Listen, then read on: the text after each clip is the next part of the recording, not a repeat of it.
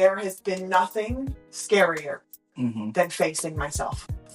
Nothing. Nothing out in the world has ever freaked me out and has scared me as much as me. Yes.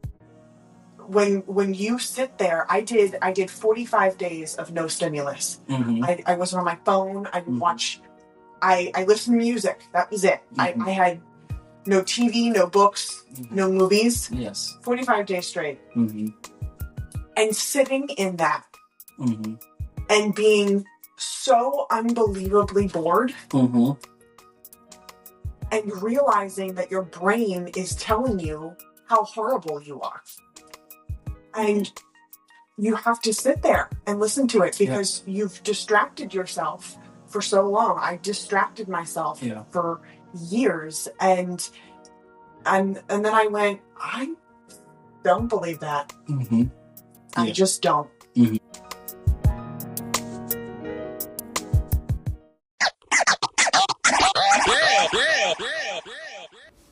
Welcome to the Just Keep Showing Up podcast, a show designed to remind us all that sometimes the hardest part is just, well, showing up. I'm your host, Derek Michael Williams, and in each episode we explore stories, insights, and a little motivation to help you stay the course, even on the tough days. So whether you're here for inspiration, a gentle nudge, you're in the right place. Let's keep showing up together. Hey, what's going on, everybody? I'd like to welcome you to another episode of the Just Keep Showing Up podcast. And today I'm here with Hannah. Hannah, how are you doing? Hello, I am great. Yes. Thank you for saying you would be on the show. Absolutely. I'm excited. Once again, it's someone that I actually do life with every day. As most of the guests on the show have been people I either go to the gym with or work with or I just meet. And there's something about them that I'm like, man, it would be great to have you on the show. Yeah. Kind of fell into that category. So absolutely. So thank you. So I start off by asking you, can you tell people a little bit about yourself? Yeah. Well, I'm Hannah. I am 23. I've moved around a little bit. I grew up in Pennsylvania. After graduation, I moved to Las Vegas for 3 years and then moved to Maine for another 2. And about 6 months ago, I moved back kind of towards into the area. I moved into Maryland. And, I'm young and I started to just find myself. I went on this journey to find myself and I struggled with some mental health issues. Okay. And I just kind of started to learn me. Yes. Who I was. Yes. And as I moved around, as I moved to different states, it's almost like a different culture. Yes, that's very true. Restarting your life over again multiple times. Yes. And how you do that. That's kind of been my journey and who I've come to be. It's just somebody that transitions a lot. Yes. Interesting. Yeah, that is a lot. I mean, to be 23 years old and you've already moved quite a few times, I have. If you think about just right after high school, like from maybe 17, 18 to 23. So very interesting. And something else, we'll definitely get into this. The fact that you're already thinking about mental health at the age of 23, already positioning yourself to navigate that space, mental health. So, because I'm 48 years old and we go to the gym, we work out, but it's like our mind is what controls everything. You know what I mean? Everything. So to already have mental health as something that's like a staple in your life and understanding it and taking time to address it, any kind of challenge you may have is very, very great. And that kind of leads into the podcast. Yeah. Just Keep Showing Up podcast. So with the mental health challenges that you may have, or even if it's not challenges, what are some things that you do for yourself to continue to show up? You come in, I see you, like I said, we met at the gym, you come in there, you we have our little 6 o'clock crew, 6:30 crew, folks that are there every day, and then you work there. Right. So, we all kind of there together. So, the things that you do to keep you walking around smiling and seem to be happy all the time, which we know that's not the case. So what is it that you do for yourself to continue to show up? Well, when I was in Las Vegas, Okay. when I was in Nevada, Nevada didn't really treat me the greatest. Okay. That transition in my life Yes. wasn't the easiest.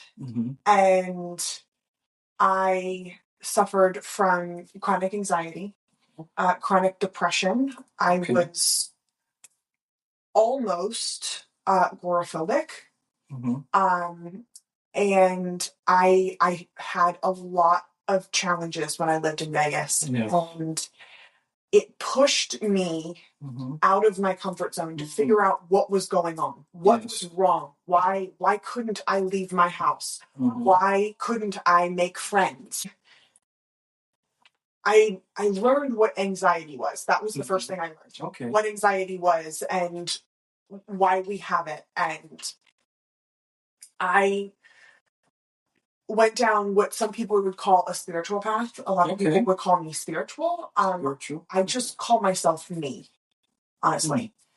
I meditate every morning. Okay. Well, every day. Really. Yes. I am a big meditator.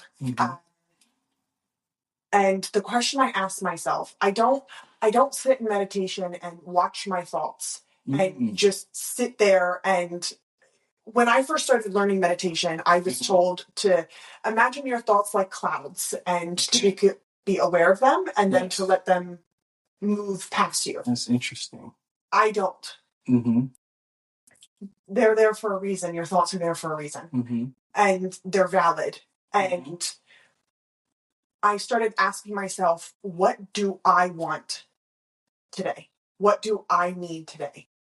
I would sit in a meditative space and I would just ask myself, I would go inward, ask my heart, what do I need today?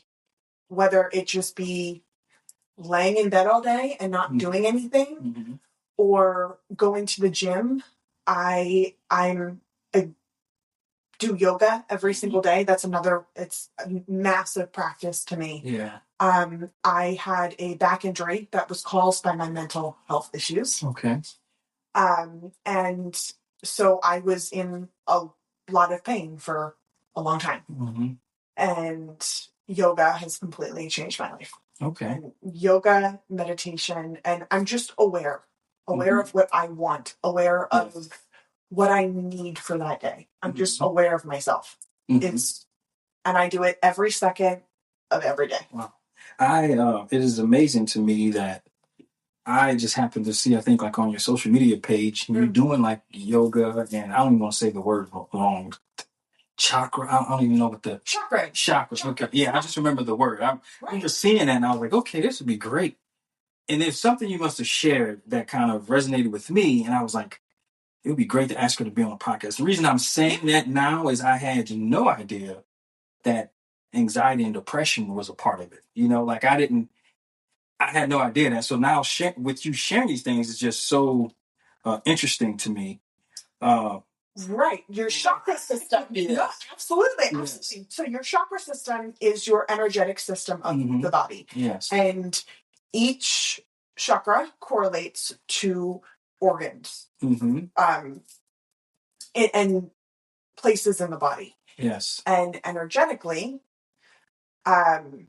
we can have stuck trauma and stuck emotions and stuck feelings.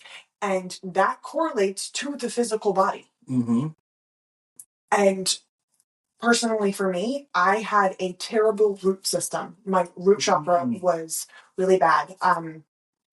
That correlates with your stability, your confidence, your balance, who you are, there's so many things that correlate with your root chakra. And my legs were numb, completely energetically numb, and I couldn't work out my legs. I could not go to the gym and do leg day because feeling something there was so excruciating. I couldn't do it.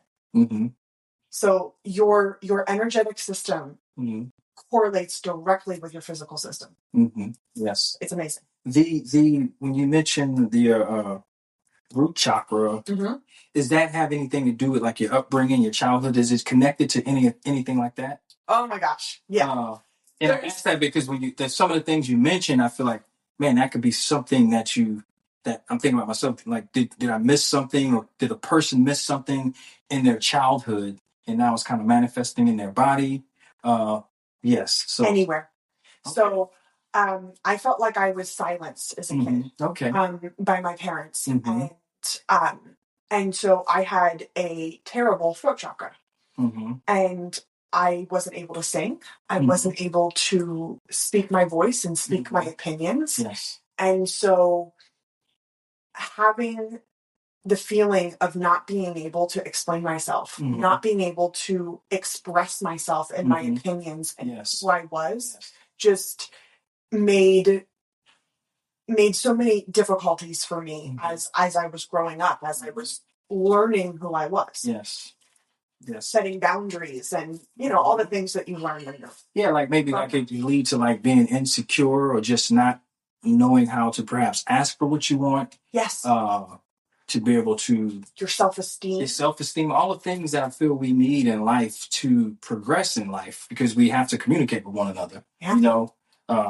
And there's something else you shared that was interesting to me with you said when you meditate and you have one person tell you, don't watch my thoughts. Yeah. And it's so interesting. I probably shared this on multiple podcasts, but it's so interesting that you said this specific thing that I've said before. And it was, sometimes staying in the bed is what I wanted to do, when I was depressed. And what's so interesting in that is there's a lot of different things that, in the world that we say or we may think. And I find that everybody's kind of working parallel. We just kind of sometimes give it different names. Yeah. Because it's so interesting that that's exactly what I felt. And then also when you mentioned with your thoughts, you kind of stay in that moment. It's kind of what came to my mind. Like if you have that thought that comes there, you're like, okay, why is this thought here? And I've explained it as anxiety being like a check engine light. It's like that anxiety is coming. Absolutely. And I don't want to just distract myself from what's going on. I know for me personally, more than likely I would struggle with anxiety when I was, working in the Army. When I was in the Army, and I found over time it was more because I didn't properly prepare for something. So the anxiety came and I would get nervous. And then sometimes I did prepare, I would just get nervous sometimes in situations. But I've learned now in life that when that anxiety comes, look at it head on and don't allow it to define who I am, but just use it as just like a check engine. Like, okay, where in my life do I need to adjust, and embrace it instead of just doing a bunch of things to like just zoom past it. It's almost like dancing with who you are. You know what I mean? But not defining your total self. I mean, and then something else that's so good that you said, I mean, it is really, really good, is how you kind of, what do you want out of the day? That is so like advanced and powerful, because it's so great to share. It's like you owning your life. Like, hey, I'm taking charge of my life, and this is what I want. Things happen, and I'm just sharing with you, like what I'm getting from that. Like, which like the encouragement that you're giving is like, embrace the moment, and then also say, what do I want? Because we're fathers, we're daughters, we're sons, we're husbands, we're wives. Yes. We're co-workers. But half the time we're forgetting ourselves. Yes.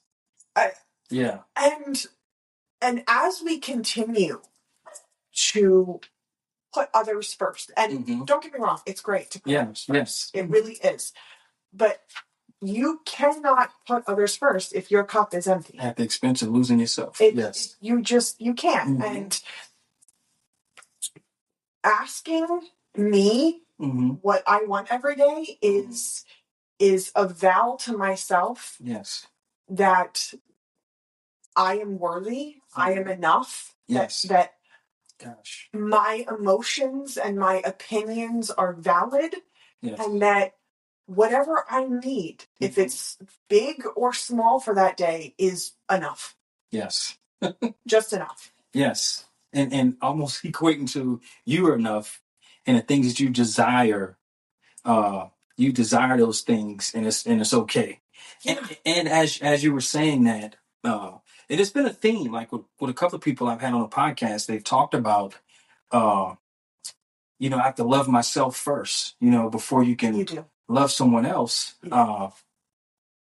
And to asking what I want every day, and that I am enough.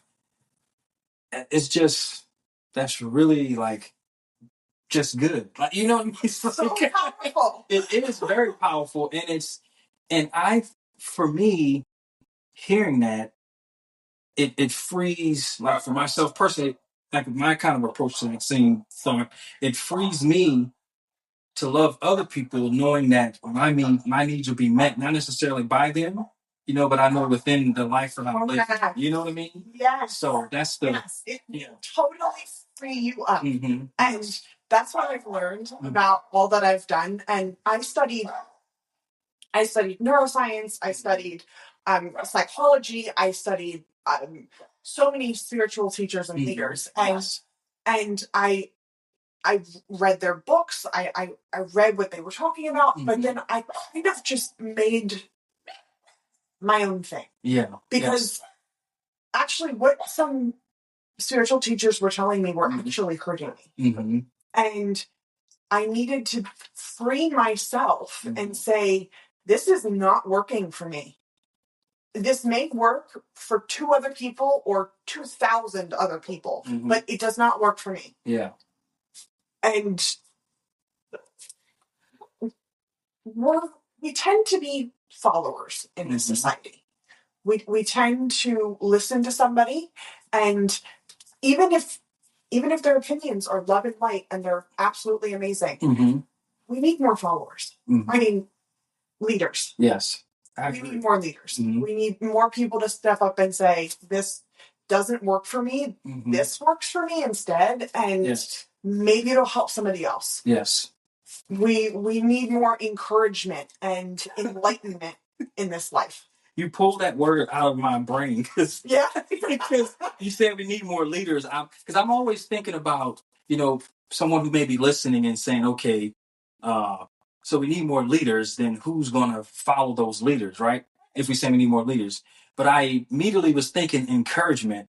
And in the context of the leaders, it's just having, I don't know if, I guess I'll say this to see if this is kind of what you're thinking. I know this is what I'm thinking when you said it. Right. We need more leaders, but just people that's willing to go down a path that they know is good for them.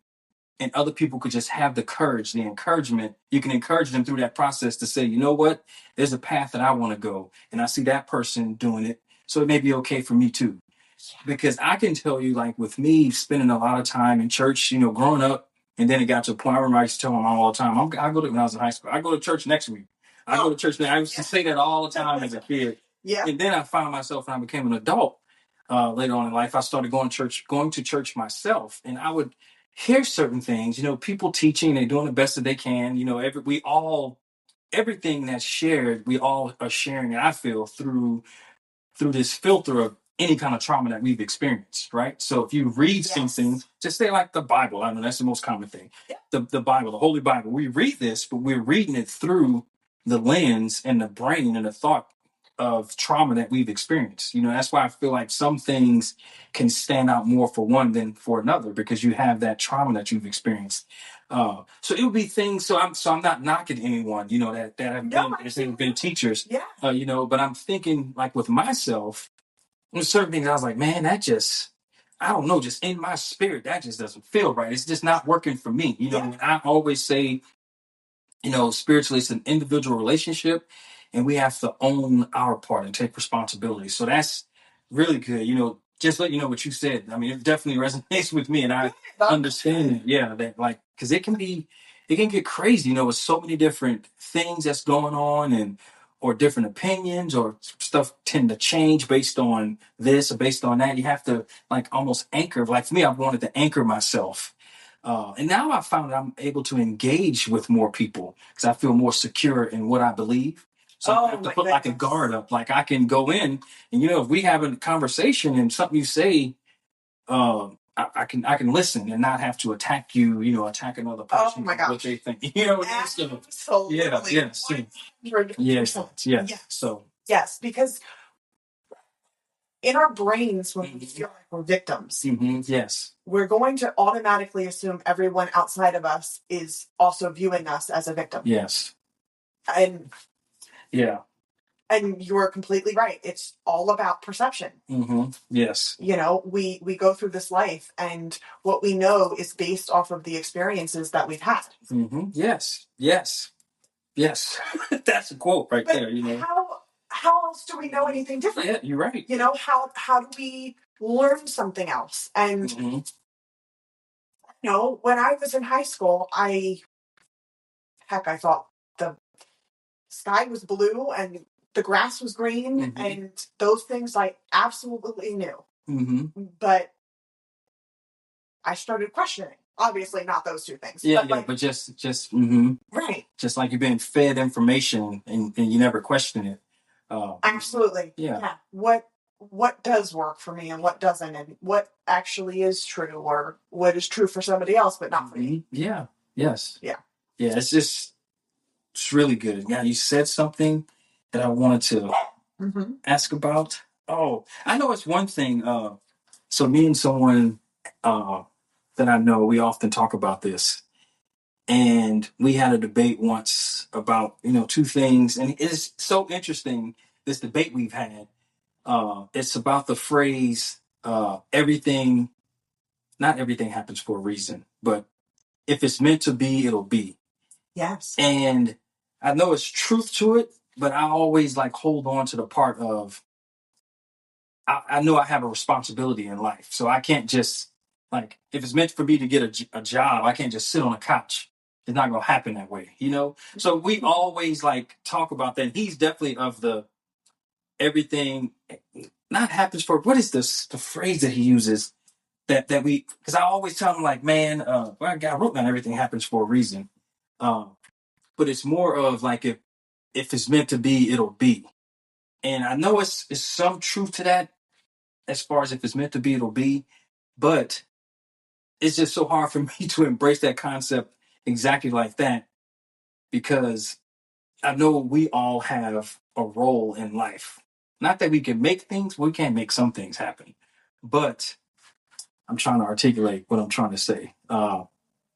We have responsibilities and duties as humans. Yeah, or just, you can't just sit back and do nothing, Right.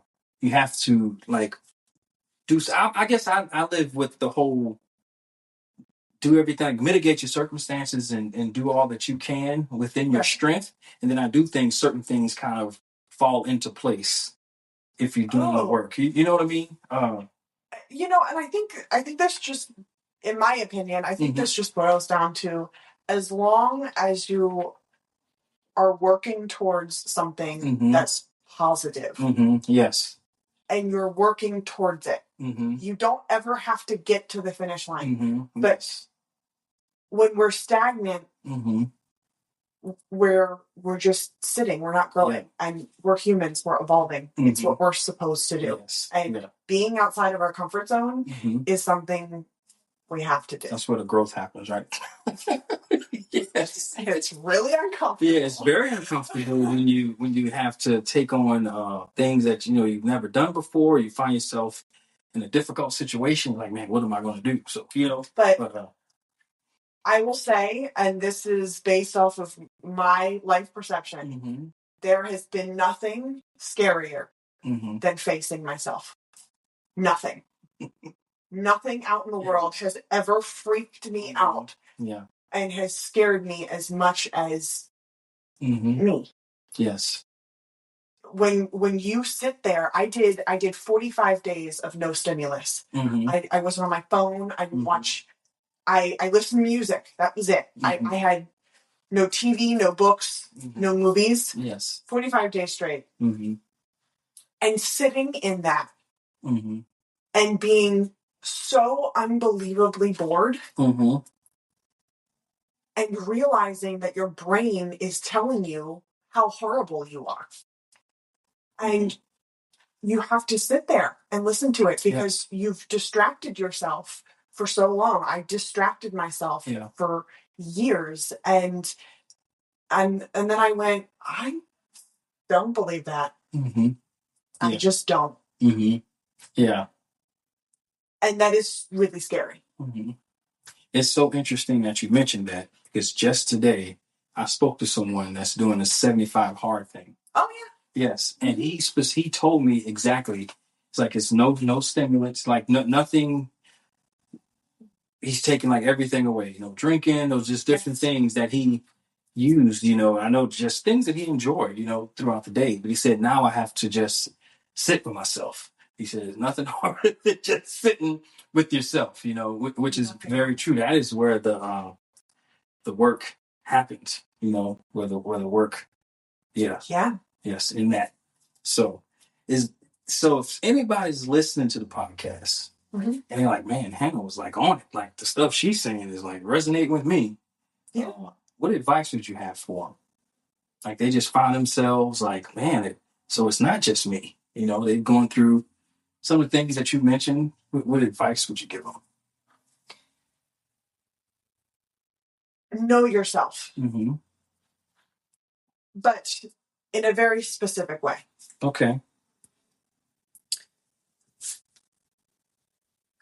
You already know who you are. And when I mean who you are, I mean self.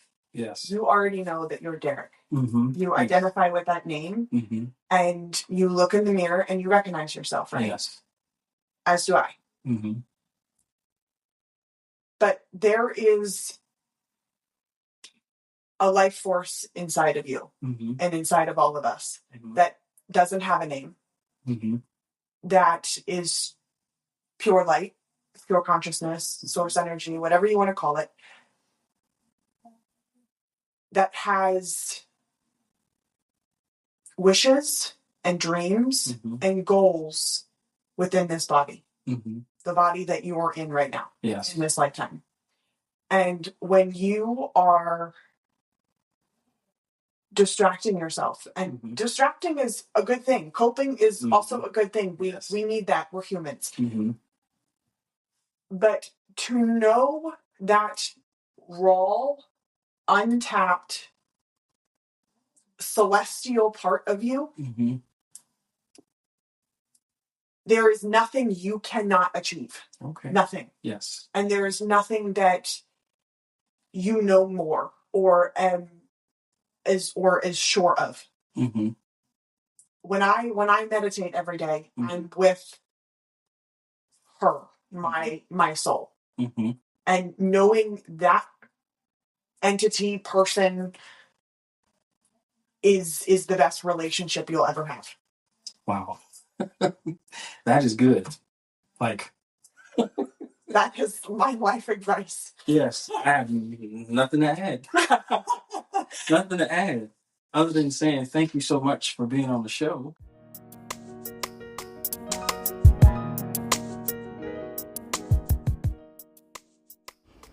Thanks everybody for checking out the show. Until next time, peace.